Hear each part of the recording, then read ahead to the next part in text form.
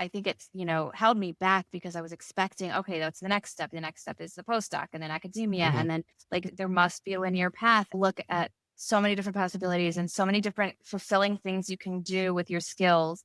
Even if you've learned in one domain, you can learn them, you can apply them in a different domain and really like find joy and alignment with what your goals are.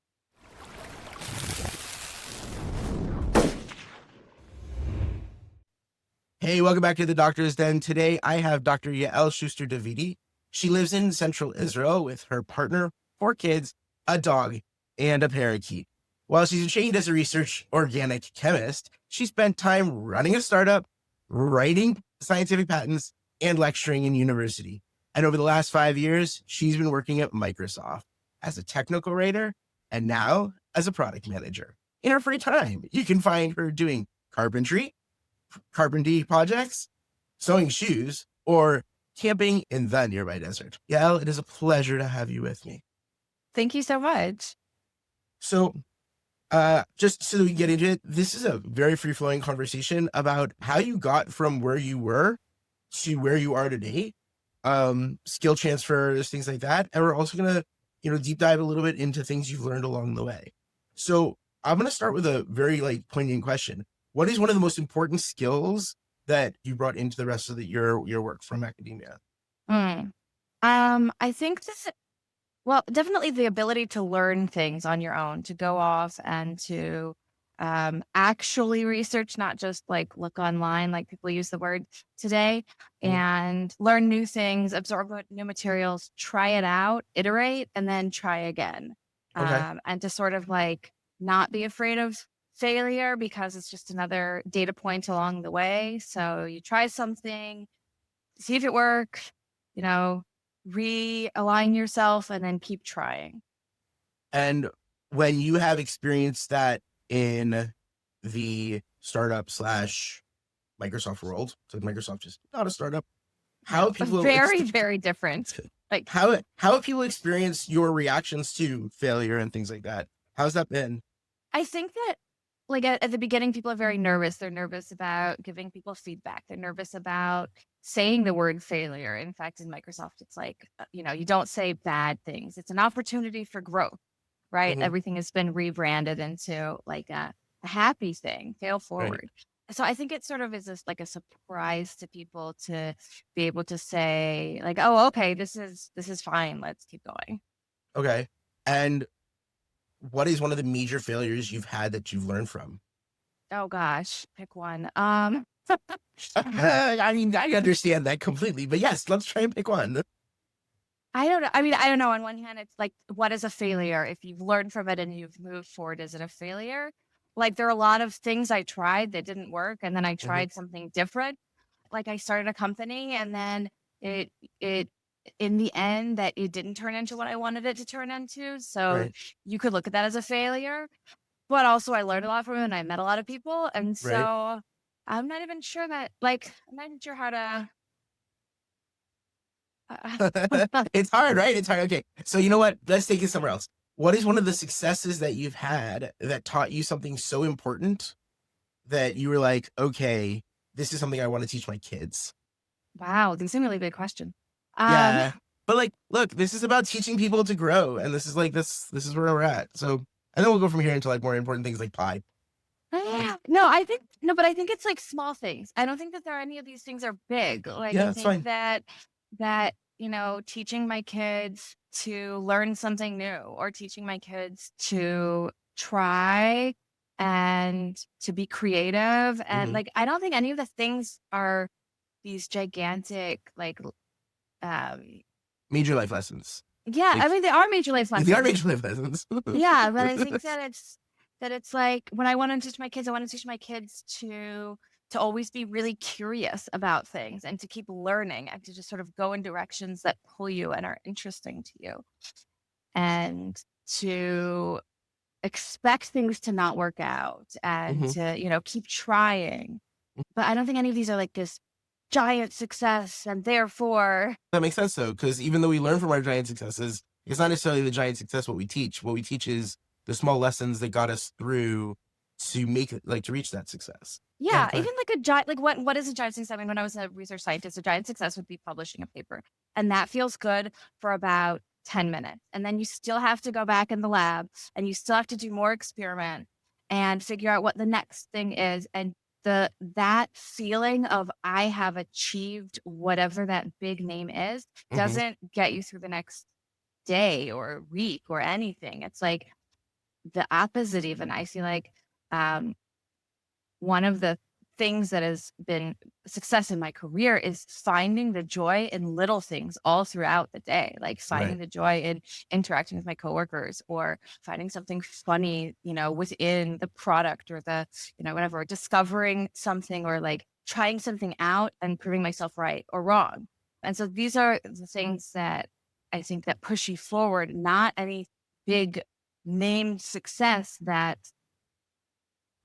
like in startup land, you get people write articles about what you're doing. And so, okay, so you get a new article published about you, or you get invited to a talk or something. But how long does that really push you Right. forward? That's a great, you get a great dopamine hit, and, you Yeah. get all that success, whatever it is, the different, like, chemicals in our body, all the different things, and then all of a sudden you go, uh, uh, "And now what?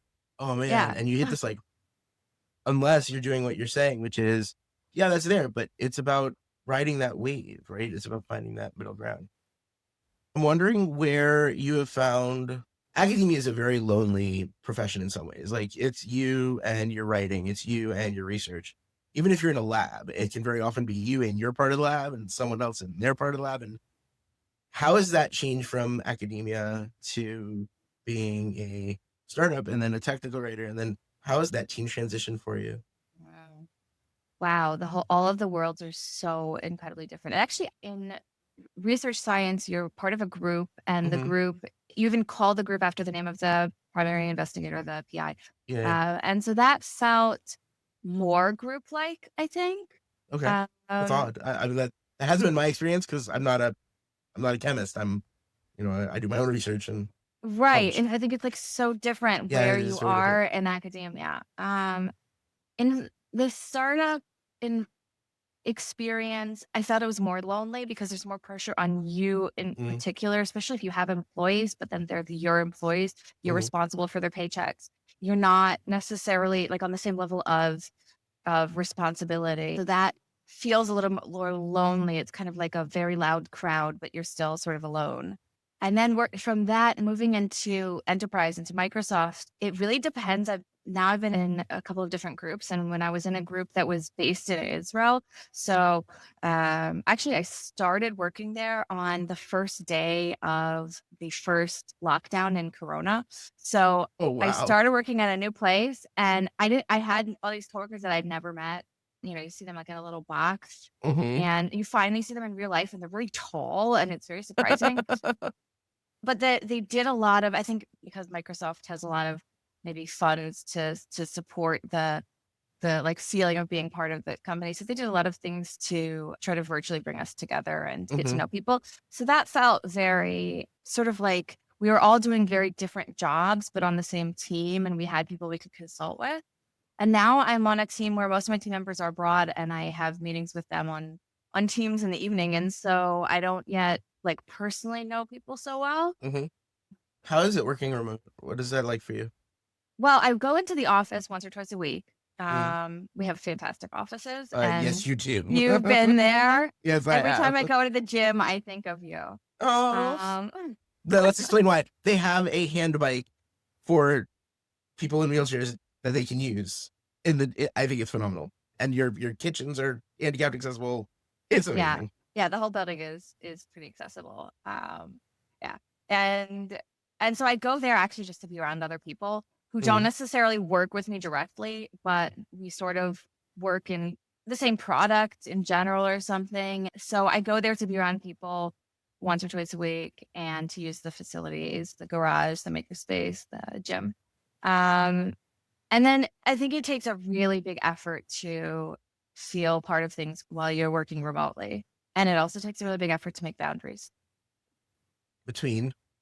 Between if I work right now, I'm in my house and luckily all my kids are at school. But when I'm working in the evening, because I work with people in the US. Mm. So to separate, the time that I have with the kids and the time that I'm working I have not yet achieved that. Okay, but this is new to you. This is relatively new, correct? Oh yeah. Yeah. This is a couple months old. Okay. Um, you mentioned the makerspace. Mhm. You are a maker. Like that is sort of like if I had to describe you with all due respect to like your PhD and to everything else, you are a maker, a pie baker. Like, I want to dive into this. Where does this makerness come from? I think it just goes back to this curiosity and like desire to understand everything.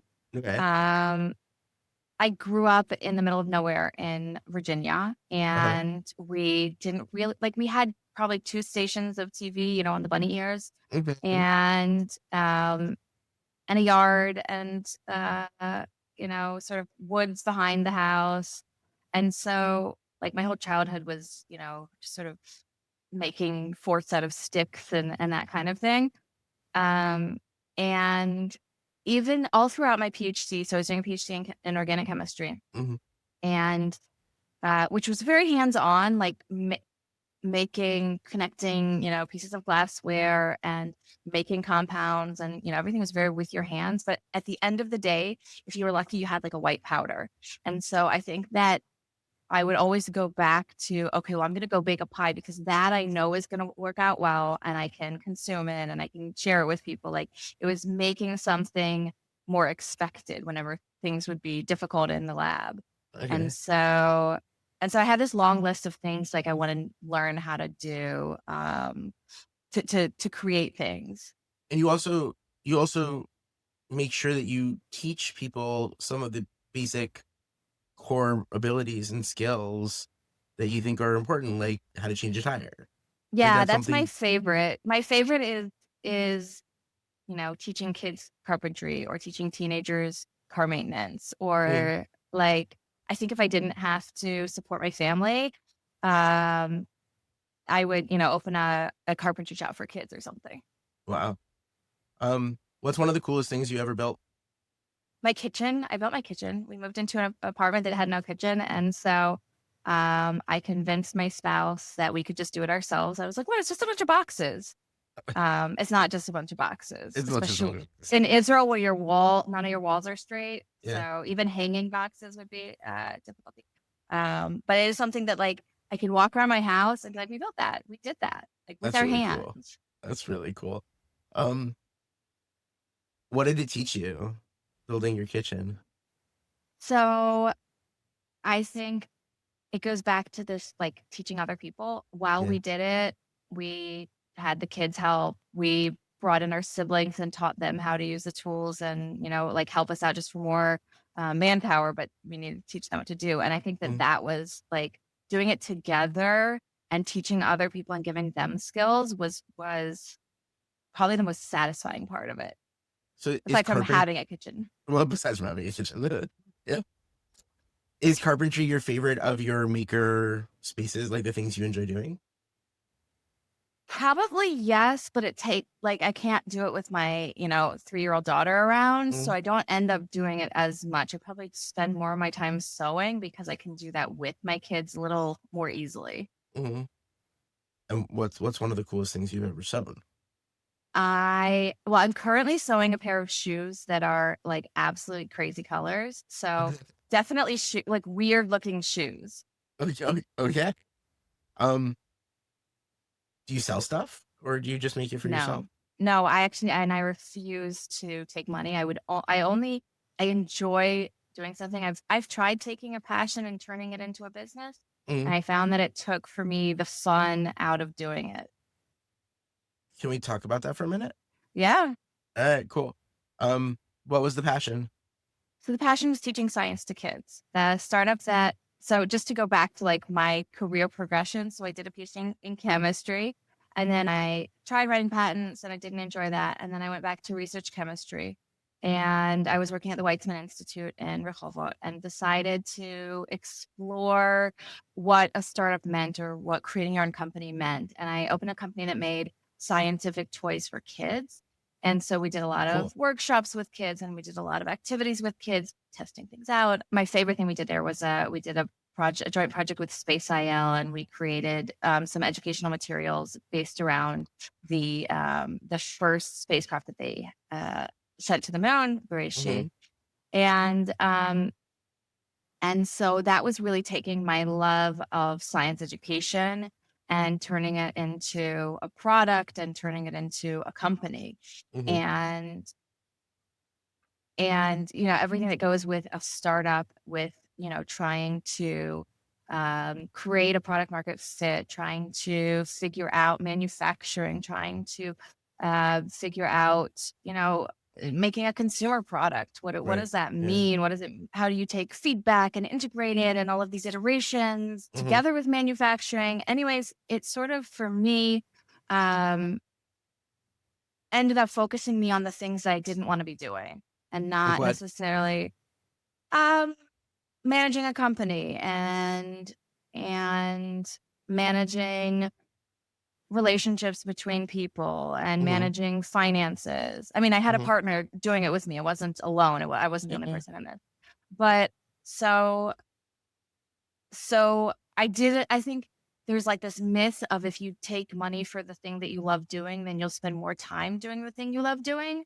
But it's not necessarily the case, I found. Unless you only work as like a solopreneur, and your job is to do the thing you love doing, and that's it. Like, had you opened up a carpentry, like had your startup not been a product startup, but it had been I'm going to open up a carpentry shop for kids, and that's all you did all day long, and you But could it have. wouldn't be. But it wouldn't be, because you would be doing social media. You would be doing Right. finances. Yeah. You would be Yeah. doing, your marketing. You would be doing all sorts of the logistics of, Right. You still have to and work on the business. insurance, and like there's a whole business around it. And Yeah. so that's why I keep it for my hobbies, because when it's a hobby, I just get to do what I want to do. I finance it with my job, and I don't have to encourage people. Like, I can go do workshops at my kids' school. They're happy to have me. Right. Um, I tell them, you deal with the insurance, not me. And like, everybody's happy. So now that you are working evening or afternoons, evenings, are you finding that you have more time to do some of these fun projects, or have you even started working on putting together projects you'd want to do at your kids' schools? So that's going on in the background anyways. That's always Okay. going to be like on Fridays, Hmm. which we don't work here in Israel. Yeah. And so I do have, it's sort of strange to work in the evenings and then have less time with your kids. I try to spend the mornings doing either errands and the cooking for the family, the kind of things that need to Hmm. happen, Yeah. or classes. I i have a lot, like I said, I have a long list of things I want to Yeah. learn. So I'm trying to balance sports classes and also learning new things. What's one thing that you're learning right now? Well, so when I left my last group at Microsoft, they gave me a gift of learning macrame jewelry. So that's something I've been doing recently. Wow. Okay. Sounds really random, but it was the perfect fit.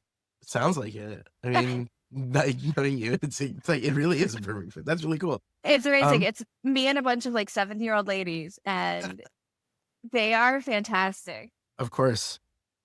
Um, okay.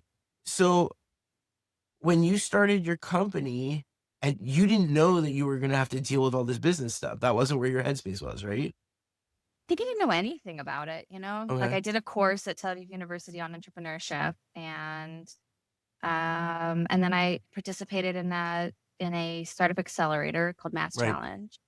And I don't know, I was just really naive going into it. Do you think I mean, you have experience with other startup people, if you've been in an accelerator and things like that. Do you think that's true for most people, or a lot of people who are doing startups?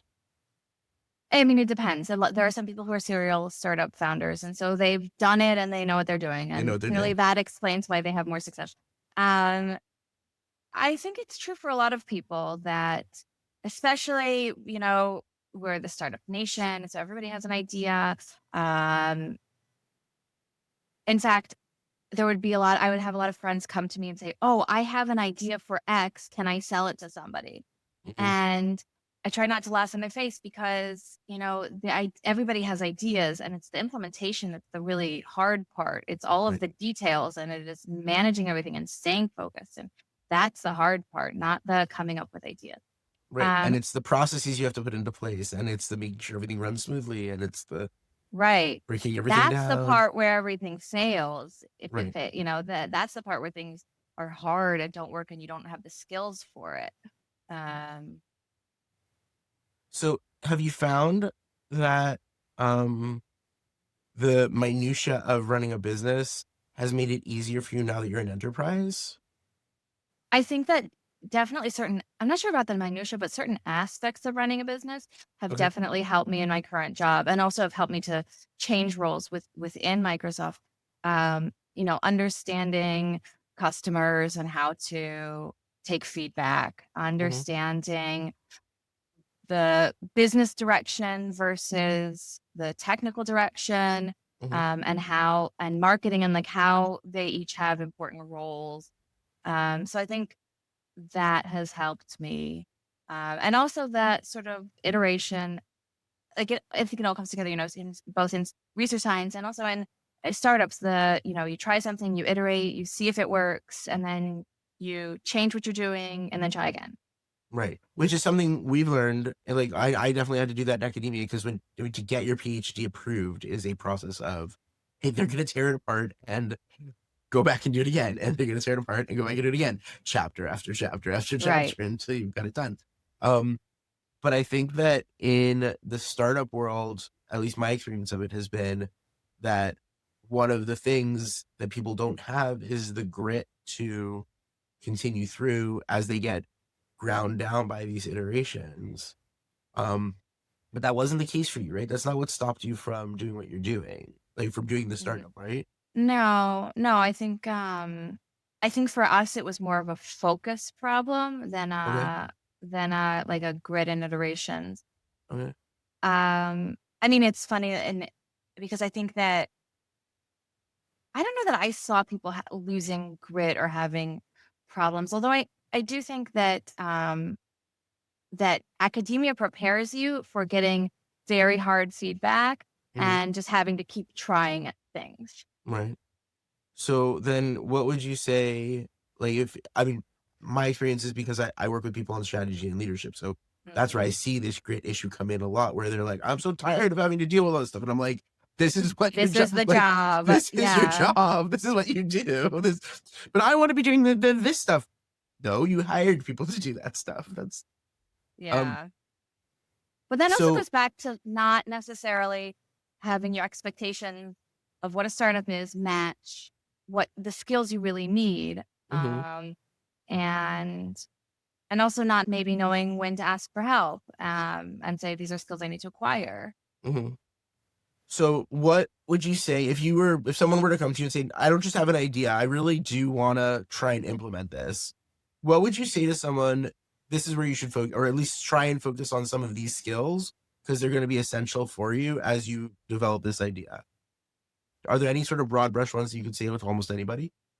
I think the problem is that there are um, so many places where if you don't, you need to have not just one or two major skills. You need to have this broad set of skills. Mm, Any one of the different parts can tank you, mhm, um, and that the skills that you need to get a startup from nothing to something are different than the skills that you need to get the startup from something to scale and then to.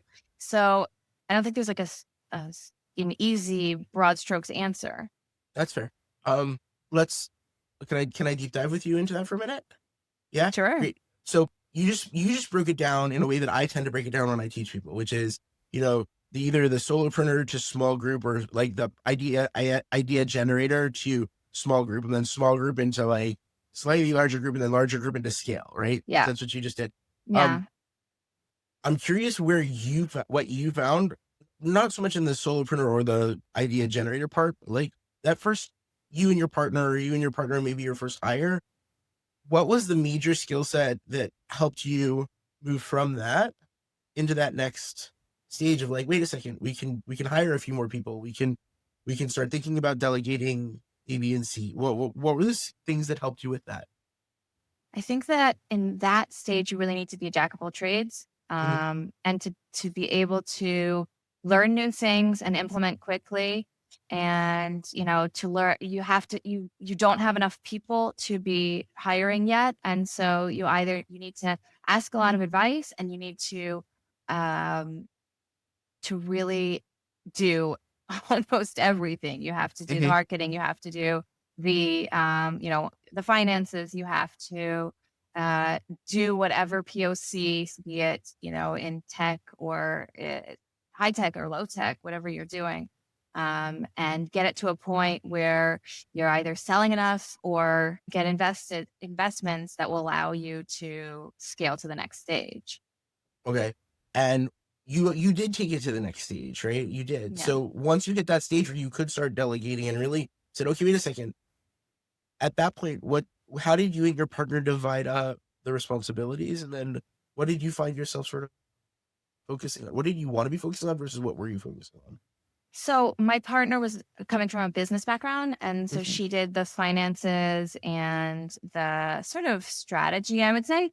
Okay. And I was more operations of how to, do and create. And I think that that was a good um, separation because that was what I wanted to do. I like the operations, I like the doing and the creating and the figuring out Hmm. how to implement things.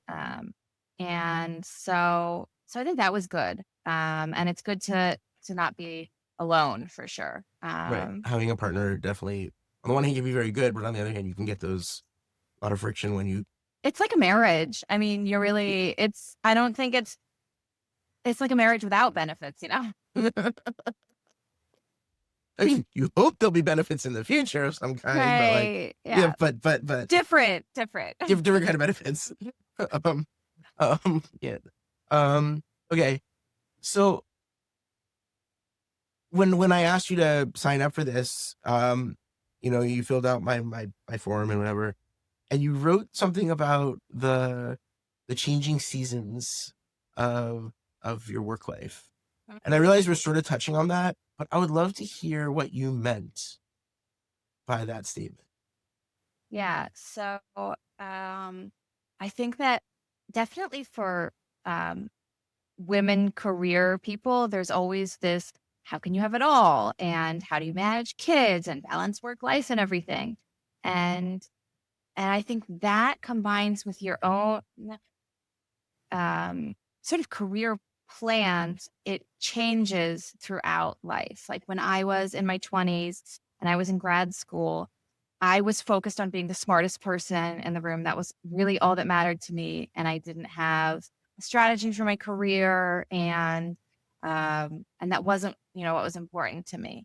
And if I look at how that changes, so my oldest is now almost 18, and Okay.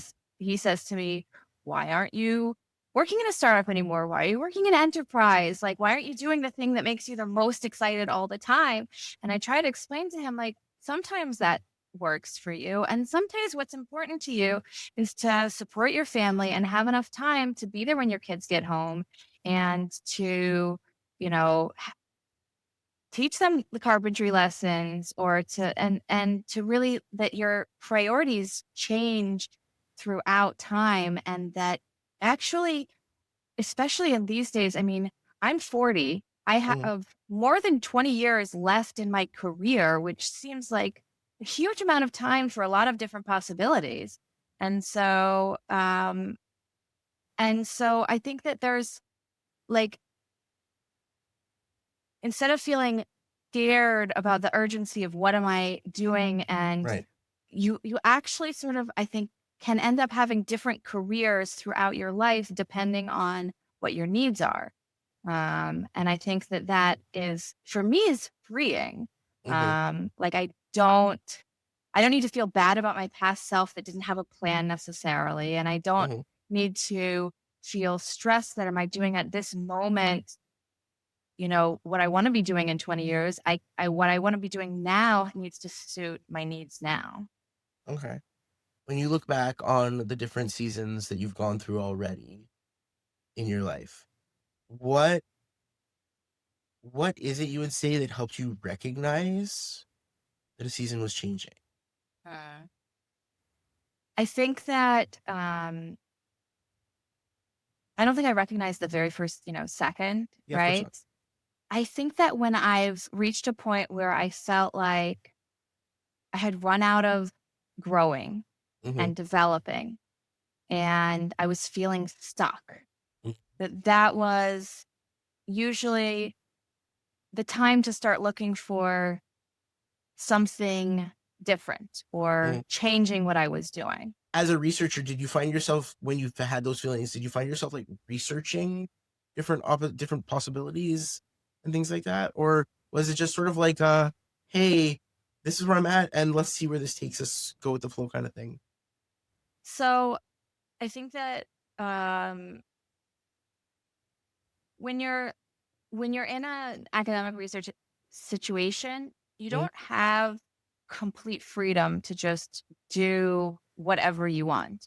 Even if it's your own lab, you've written grants, you've sort of made certain promises, you've invested money in machines that do X, and changing like the big questions or the big field is very difficult. So I don't know that I ran out of questions, scientifically, like Mm-hmm. there, but sort of where am I going? Is this suitable to me? Is this job? Is this situation something that I see myself in another five Right. years? And then when you started asking those questions, what research did you start doing about other possibilities? Like, how did you start exploring the world around you in a way that said, wait, I'm going to do startup now. And then, wait, I'm going to go into technical, like startup to enterprise technical writing. Very all over the place. So I think that a couple of things. First of all, I read about this in a blog somewhere and I have adopted it wholeheartedly, is the idea of doing 50 cups of coffee. 50 is a random number, doesn't matter. But Okay. when I was trying to figure out what next, Mhm. I would figure out, find the people in my network or that I vaguely barely knew and say, hey, can I sit with you for 30 minutes? I'm interested in your career progression. I'm interested in X. Mhm. Whatever one piece of, thing about this Yeah. person that Yeah. I want to connect with. And I'm trying to make some decisions in life and I think you would be a really good mentor for me. Can we do this one-time mentoring session? Mhm. Um, online, in person, I bought a lot of coffees, traveled all over the place and You bought a Pokeball for me. I did. That was amazing. And then after that, I changed jobs. So we see how well it worked. Um, but I think it does two things. First of all, you have to tell people that you're interested in looking for things, Is it? or else nobody knows. Nobody would ever imagine that you're looking for X. You think it's obvious, but it's not obvious to anybody else. Right. And then also when you tell your story and you hear it and then people ask you questions and you refine it, you Mhm. progress yourself in sort of honing in on what you're looking for or what you're good at or what could be a good possibility. And Right. then at the end of the meeting, there's always, okay, who could you connect me to? Who do you think I should talk to? And there's always a next step. So I think that helped grow my network and also helped me figure things out and also keeps you moving, especially if you're trying to figure out what the next step is. It feels very stuck. Right. And so just example of moving from startups to enterprise technical writing, Yeah. I had left a job interview for a hedge fund that in retrospect, I wish I just walked out of it. The people were there were very rude. And I caught up a friend of mine who I had met at the Knesset, and we were in the women's lobby for female entrepreneurs. Mhm. And I just, sort of complained to her like these sexist, like, you know, Yeah, yeah, I got it. That's things I won't say, like these I got it. guys. Yeah, yeah, yeah, yeah. And she said, listen, I work at Microsoft. She also had a startup doing science toys for girls. And Mhm. she said, listen, I also work at Microsoft. We have this contract position. It's 3 months. The pay is good. You've been a scientific writer for however many years. You could totally be a technical writer. Why don't you just do this while you keep looking for work, and that way, like, you will be less stressed. Mm-hmm. Um, and so it was like through this network and through this talking to people, I started the job. Like I said, I started the very beginning of Corona, and I found that I actually really enjoyed it, and I was really good at it. And it was like this sort of breath of fresh air for me Mm-hmm. after, the ups and downs of startups. And then, of course, during Corona, my spouse was in reserve duty for the first several months. And Mm-hmm. like, continuing a job search was definitely not the top of mind for anyone, Yeah. I think. Yeah. Yeah. And so it was not a move that I would have, like, seen in advance, but at Mm-hmm. the time it made sense, and it came through these connections and these sort of, asking other people for advice. Mm-hmm. And what was it about technical writing? Well, first of all, you didn't do a course then. You just started as a contractor and then you did a course later, or no technical writing course? Okay. No. Um. But I have 15 years of scientific writing, Right. 100%. experience, and it's not that different. No, it's not. While you were a contractor, because it's different when you're a contractor rather Yeah. than when you like work for a company. Um, what was that experience like for you being a contractor? Like, because you know that in 3 months technically you're done. Like that's it. Yeah. What was that Yeah, it like? was, well, that was, a little scary because I have a family, Mm, and it's not Microsoft is a big company, and so for them, when they renew the contracts, it takes a lot of time, and there's a lot of, just yeah. you don't know what's going on. But I felt very successful at what I was doing, and like they appreciated me, and so then they made a big effort to take me on as a full Mm, time employee. Um, about 6 months into my contract. okay, that's very cool. And what would you say if someone were to say to you, "Hey, I want to be a technical writer"? What would you say they need to like think about regarding that job? So I think in any job, the question is what's the gap between what the hiring person is looking for and what you have, and how do you reduce their risk? Mm-hmm. Because anybody who's hiring, their goal is to fill the role with the best person at the lowest risk. They want to make sure that you're going to be delivering what they need. And so in technical writing, a lot of people do a course, and the question is always, will they understand the technical part, and are they going to be good at the writing part? And Mm-hmm. so your job, if you're trying to get into a role, is how do I prove to them both of these points? Mm-hmm. And so the course can take away the risk on the writing part, Mm-hmm. and the technical part, there are a lot of open source things that you can work on. There are a lot of courses that you can do in programming or in different subjects, because sometimes you're going to be a technical writer writing about security or about data or about just software use or all Mm-hmm. sorts of things. Whatever the target job is about, then you want to sort of show them that, yes, I can do this. How do, like, you have to prove to them that Mm-hmm. you are not a risk in that category. Right. So when you moved from technical writing to product management, how did you show that for that transition for yourself? Yeah. So a couple of things. First of all, I moved into the group that I was writing for. So I knew the Okay. product. I had been writing about that product for 5 years. Mm-hmm. And I knew the product really well. And I just been working very closely with the product team. Mm-hmm. And um, and I was more interested in the product than the actual maybe writing by the Mm-hmm. time by the time I was moving. And so I think that because they knew me, that sort of reduced the risk. And I also Right. I also did it like the 50 cups of coffee thing, and met with a lot of different product managers and Mm-hmm. talked to them about, would you take the risk on me? What are the skills that you think that I need to work on? Mm-hmm. And luckily for me, Microsoft is very growth mindset focused, and so they're happy about this whole, okay, I want to get there, and I'm going to acquire the skills that I need to get there. So what were some of the skills, like besides you had technical writing, what were some of the skills that you needed to learn in order to make that move into product Well, I'm still working on that, but I management? think that Fair enough. some of it is, well, when you're doing technical writing, you work with the product managers a lot, so you see a lot of part of the product life cycle, Mhm. and so the role that I have right now is pretty much builds on what I was doing, but with a lot larger, more stakeholders, more people I'm working with, um, and and so I think that it's like incremental, skills acquirements. Okay. I'd like you to just take a moment and explain, what does product management mean for anyone who doesn't know? Wow. Well, so Microsoft is really well known for just sort of abusing that term and calling everybody a PM.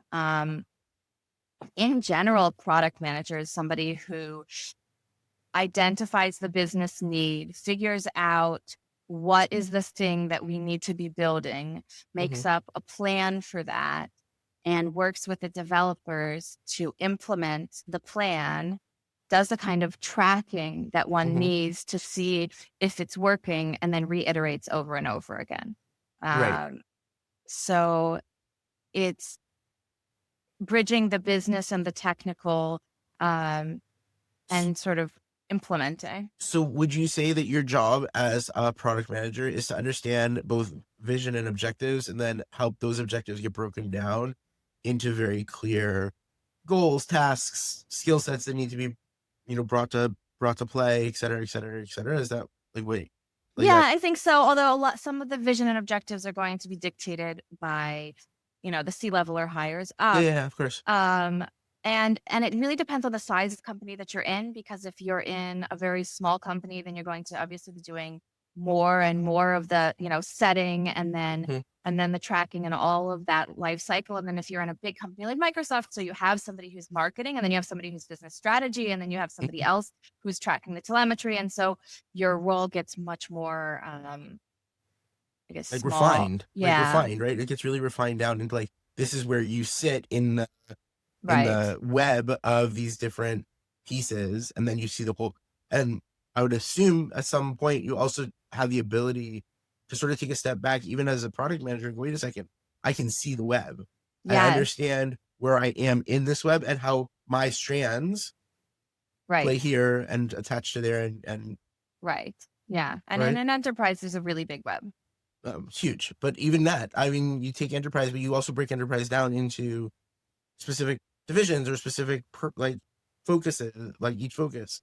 And so each one has its own conceptual framework and its own Yeah. web Yeah. on Yeah. itself. I mean, Microsoft has a ton of different products. So, this Right. product and this part of Yeah. it. Very cool. Since it's Holocaust Remembrance Day, um, can we talk about that for a minute? Um, do you have any family who was in the Holocaust? Because I don't, that I know of. No, I don't think so. Okay. My mother's family came to the US, immigrated to the US in different parts around World War I time. Hmm. So similar. Mine came beforehand.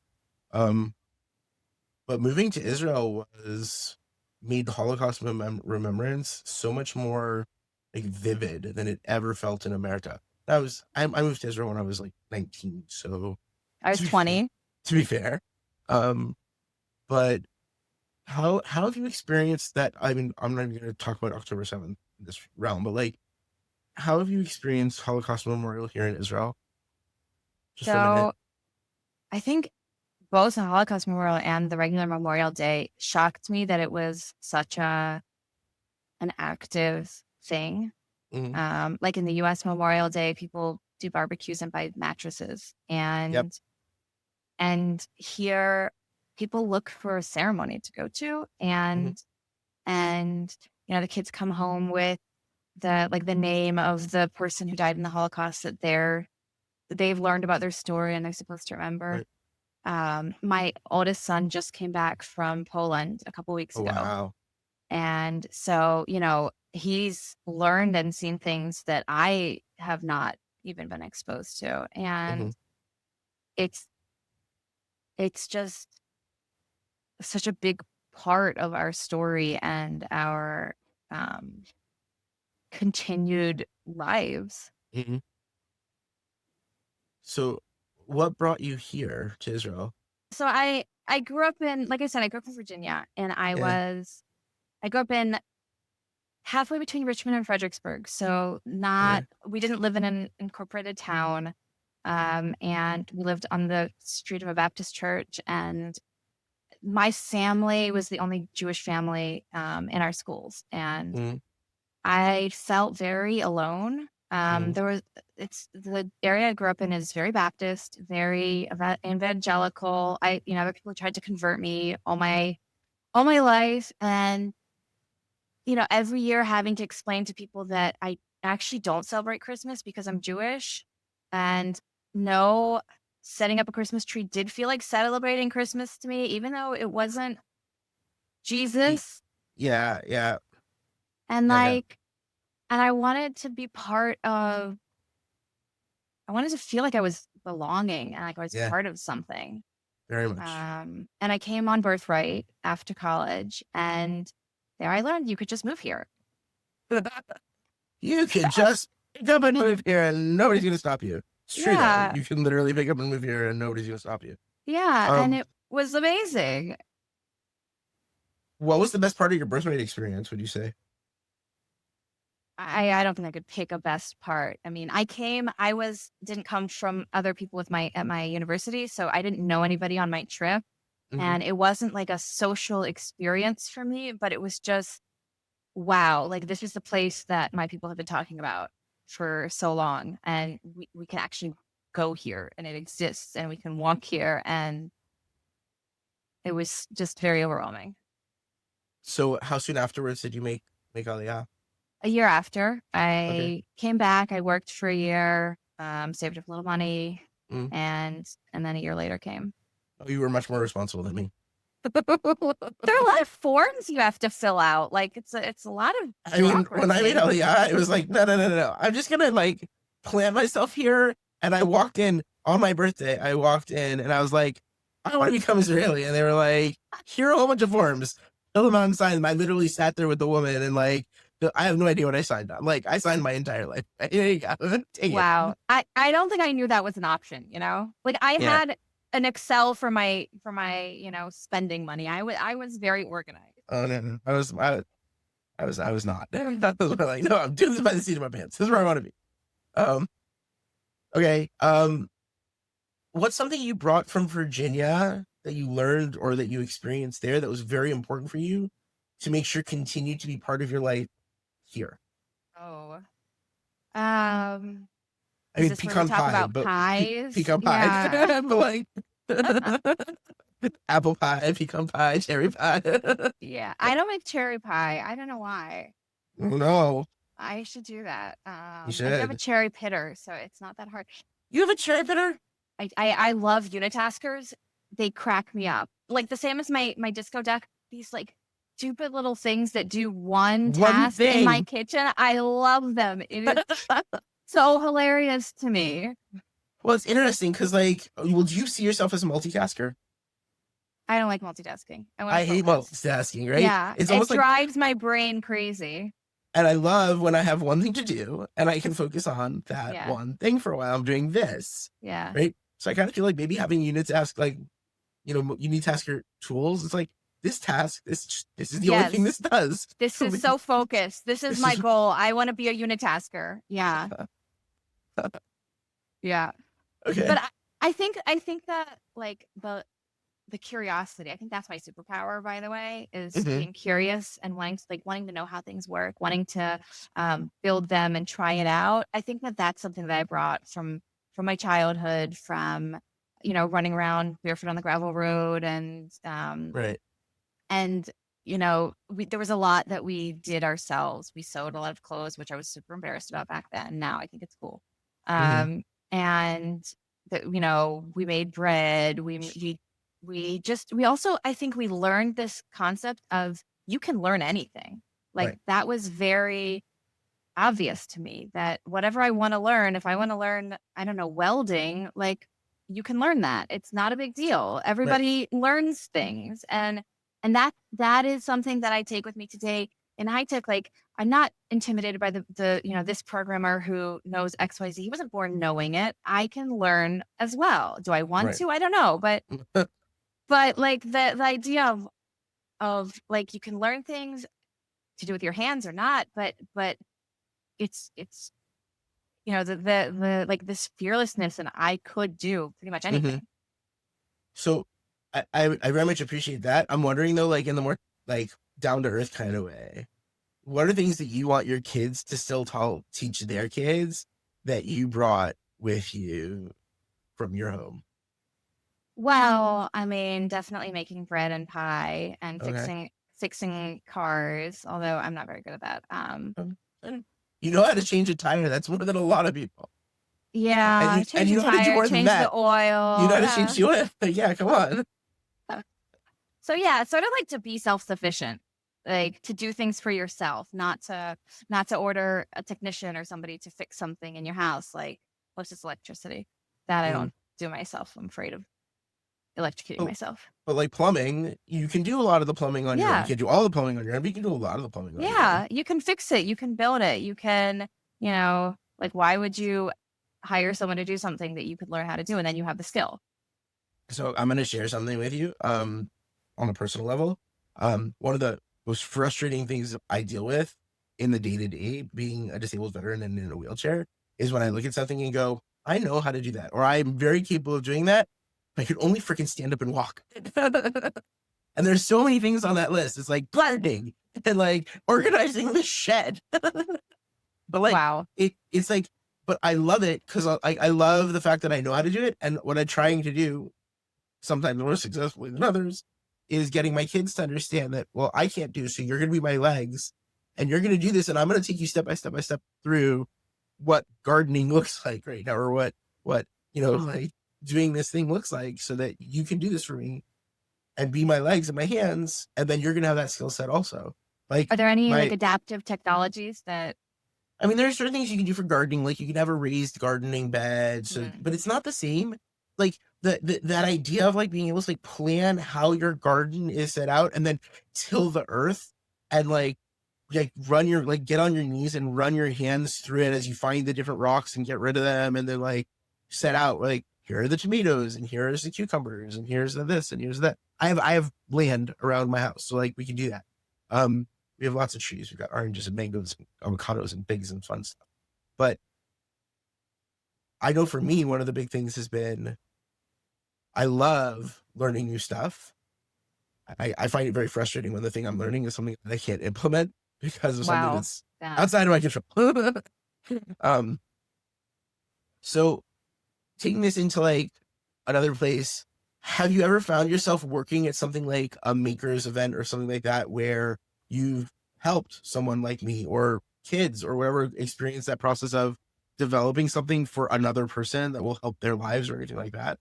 I mean, there's the whole Tom Yeah, Tikunan yeah, I know what makers Tom that is. Yeah, does that. Yeah. yeah. And I've been involved in a couple of there was the favorite thing I ever did. I judged this hackathon that kids were doing adaptive technologies for other disabled kids, which was Hmm. just like the That's sweetest thing so you've cool. ever seen. That's so cool. Um, and I think it's fantastic. I'm a guide in our makerspace at Microsoft, and there are some projects we are there's a hackathon every year, and Hmm. so we're encouraged to just sort of do whatever ideas we want to do, whether or not they're connected to the company. Overcome. Yeah. Yeah. Yeah, and some of the ones in the past have been, and there's something that I'm planning on working on that has to do with the deaf Mhm. community. That's really cool. I'm actually going to be judging a hackathon in June. I've already been asked to do that. It's really cool. It's the first time I'm ever doing it. Like I'm normally the receiver of the hackathon things. Now I'm judging the hackathon things. Okay. That's Um, awesome. yeah, it's really cool. Um, all right. So one of the things that I've experienced about you and the way you do things in your life is that you not just enjoy the challenge, but you have no problem expressing how you're feeling, things that are challenging you. Like you are very, I'm going to tell you how I'm feeling about this for the most part. Like, I know that you have that place where you can say, wait, I'm not going to do that to this person because that would be unwise. But how has that served you as a technical writer, as a startup, as a where you're at now? Well, let me tell you, it didn't serve me very well when I was a kid growing up in Virginia. For certain. I once asked my mom, like, was I always this direct? And she said, no, I think you just moved to a place where it was a little more socially acceptable. Right. Um, and so I think that, I mean, we are who we are. And Hmm. so I think that it helps me to be able to talk to other people and to connect to people Hmm. about what's really going on and how we're really feeling and what I'm struggling with. Um, it's helped me, it's been a process to learn to ask for help and advice, but I Hmm. think it only helped me. And it certainly clashes with some of my more American coworkers. Can we talk about that for a second? Because that's a huge topic right now. Like, it's a very important Really? topic to my. Yeah, I think it's a very important topic. It actually came up in another discussion I had. Actually, another 2 or 3 discussions I had where people are starting to hire people in America, and I'm like, Uh, you need someone who can bridge between your Israeli team and your American team because the cultural clash is going it's to be huge. it's real. So can you tell me a little bit about how you're experiencing that and what it is you're doing to make it easier? Well, first of all, I have to say I moved here when I was 20, and so most of I think I worked jobs throughout high school and college and everything, but most of my professional career has been in Israel. Right. Um, and so until I joined a multinational company, I didn't work with Americans, or I worked with Americans who lived in Israel, which are, Yeah, yeah. their We're all own rude. breed. Like we're used to it. Yeah, yeah.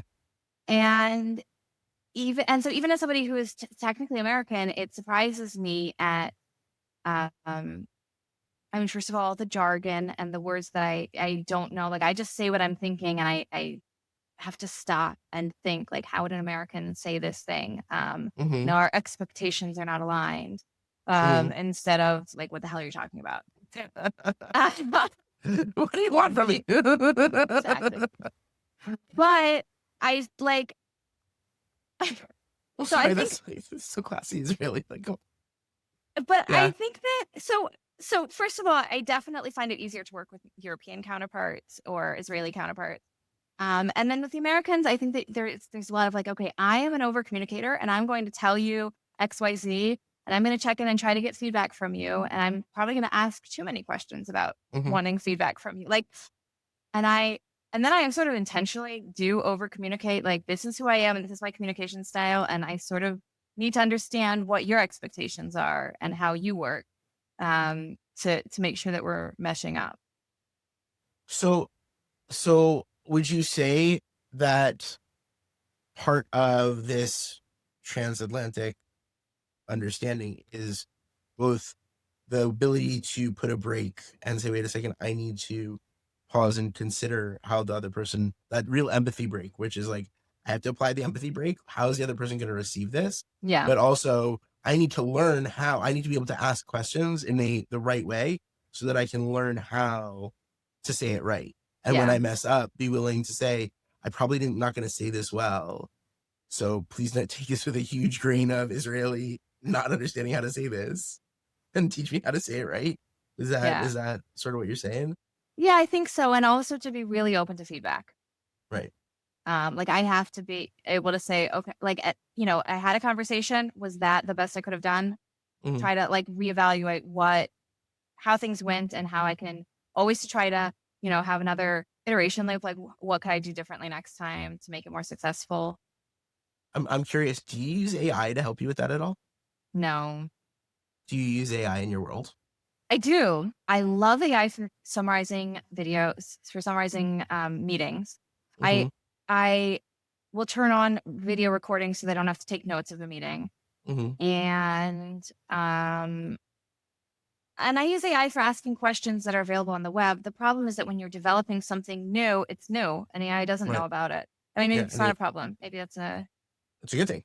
it's a good thing. That's But you're by definition doing something that the AI can give you maybe background, but it can't always help you in It what you can't are necessarily doing. provide you with answers to about like what's next steps or what's best practices or what should I do, like where should I focus next or anything like that. Yeah, I mean, it is pretty derivative, so. Right. Okay.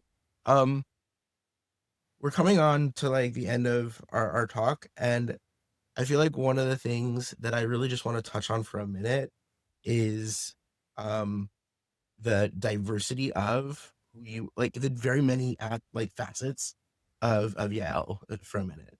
You are like all of these different things in all of these different ways. And when you do the things you do, it's not like I mean you said like I like to unifocus if I can, but there's like a thread here that sort of combines it all. And I think curiosity is one of them, but I'm wondering whether challenging yourself is Oh, another one. oh, And I'm definitely. curious, yeah, in what way? I think I tend to get bored easily. Okay. And so if something's hard or, I get some new project and I don't quite know how to approach it, that excites Hmm. me. Okay. Um, and so I think that that's been something. I mean, there are some people that are happy to have the same job for 25 years. I work with a lot of people like that, and Mm. they're just very different humans than I am because I I would get bored and I need to have something new that's hard that I need to figure out how to do it in order for me to feel, excited. Do you find that your many different hobbies and the things you do sort of provide you with those challenges that you need until you actually get to the point where your job goes, okay, now my job is no longer challenging as well? Or I think I need my job to be challenging, and sometimes I think my hobbies are just sort of like calming. Like I'm gonna okay, make a thing, and I know it's gonna work, and it's gonna be like so. They're sort of the. I mean, I learn new things, I learn new skills, but I think that no matter what, I need my job to be something that is challenging. I actively seek out places where I can learn and where I'm not the expert, and where I can grow. okay. Do you find yourself using your hobbies then as almost like therapy for when you feel like you're over challenged? Yeah, I think so. I think like I find it calming to bake a Yeah. pie or to build something and then to just sort of look at it and be like, that's really nice. And you enjoy doing that with your kids as well, which is, I mean, there are a lot of people who like be like, I don't have patience for my kids. What are you talking about? And you're like, no, this is exactly what I want to be doing, Yeah. which is very cool. Yeah. Um, all right. So I guess the last question I have is there anything that we didn't touch on that you would have really liked, like a question I could have asked or something that you really want to talk about? I don't think so. I'm not good at these questions. Like those interview questions where think about a time when I'm just like, wow, Nah, there's so many things in the world. And then I get my mind sort of it wanders and I'm no longer thinking about a time. fair enough. So let's ask the question a little bit differently. If you had to give really solid advice to Yael, age 20, moving to Israel, what would that advice be? I think to not be afraid to try things and to um and to look at the whole wide world of opportunities. Mm, When I came here, I knew I wanted to do grad school, and I think that I saw careers and possible jobs as this very narrow thing. You had a very linear path, and that was what I expected life to look like. as opposed to, And yeah, I mean, in particular, I know that I tend to change and do different things, and so I probably am a little bit of an outlier in that, but I think it's, held me back because I was expecting, okay, that's the next step. The next step is the postdoc and then academia. mhm, And then like there must be a linear path. And I think it sort of put on blinders to me, to look at so many different possibilities and so many different fulfilling things you can do with your skills. Even if you've learned in one domain, you can you can apply them in a different domain and really like find joy and alignment with what your goals are. right. I think that's a very important point is that, and I think it's relevant not just for Yael, age 20, but for anyone who's sort of making that first step into like, oh, I have to figure out a career. I want to figure out what I want to do. it's probably not going to be linear, and there's a trial and error to it. My mom used to say to her students, my mom taught like high school, and she would say, make a list of anything you're willing to try, just willing to try, and go through the list and check it off. And as you check stuff off, there's going to be certain things that you check off and put a big black line through, and you're never doing this again. And then there's going to be things you check off and go, I could go back to this, but it's not like whatever. And then you're going to find those things where you go, I really enjoy this. I really enjoy this. I really enjoy that. I really enjoy whatever. And those are the things that you want to sort of focus on, and not because it's your passion, but because it's your skill. It's a thing that you're good at and that you enjoy enough to be using your skills there on a regular basis. I think it's a really great lesson. Wow. Thank you very much. Thank you. Thank you for joining us in the Doctor's Den. Don't forget to like, share, and subscribe. Hope to see you next time.